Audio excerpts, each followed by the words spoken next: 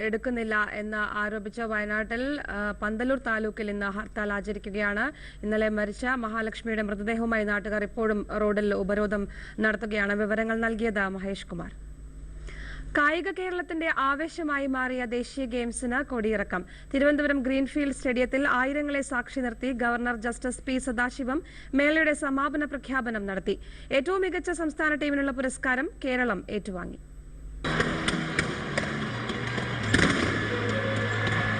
ട്രാക്കിലും ഫീൽഡിലും മൈതാനങ്ങളിലും തീപാർച്ച യുവത്വത്തിന്റെ മേളയ്ക്ക് തികച്ചും ഉചിതമായ സമാപനമാണ് കേരളം ഒരുക്കിയത്. ഉദ്ഘാടന ചടങ്ങിലെ അപാകതകളും അസ്വാരസ്യങ്ങളും മികച്ച തയ്യാറെടുപ്പിലൂടെ മറികടന്നപ്പോൾ ഗ്രീൻഫീൽഡ് സ്റ്റേഡിയത്തിൽ ഇന്ത്യയുടെ സംസ്കാര ധാരകൾ ഒന്നിച്ച് ഒഴുകിയിറങ്ങി. മികച്ച സംസ്ഥാന ടീമിനുള്ള ട്രോഫി കേരളവും മികച്ച താരത്തിനുള്ള പുരസ്കാരം സജൻ പ്രകാശും ഏറ്റുവാങ്ങിയപ്പോൾ ഗ്യാലറികൾ ഇളകിമറിഞ്ഞു. ഗവർണർ പി സദാശിവം മേളയുടെ സമാപനം പ്രഖ്യാപിച്ചതോടെ കൊടിയിറങ്ങി, ദീപശിഖയണഞ്ഞു. പിന്നെ കലയുടെ മഹാമേള. റിവേഴ്സ് ഇന്ത്യ എന്ന പേരിൽ ടി.കെ. രാജീവ് കുമാർ അണിയിച്ചൊരുക്കിയ സമാപന വിരുന്നിൽ ആദ്യമെത്തിയത് അടുത്ത ഗെയിംസിന്റെ ആതിഥേയരായ ഗോവ.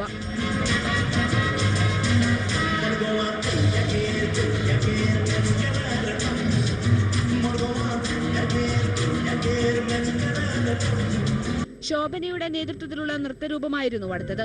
നദികളുടെ സംഗമത്തിലൂടെ പ്രകൃതിയുടെയും രാജ്യത്തിന്റെയും സംഗമമായിരുന്നു നൃത്താവിഷ്കാരത്തിന്റെ കേന്ദ്രബിന്ദു.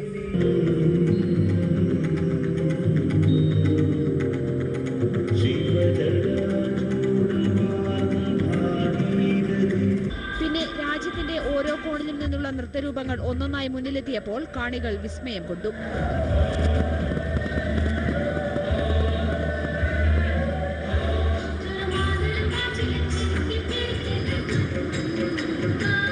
വർണ്ണാഭമായ വെടിക്കെട്ടും ലൈറ്റ് ഷോയും സമാപനത്തെ ആഘോഷമാക്കി.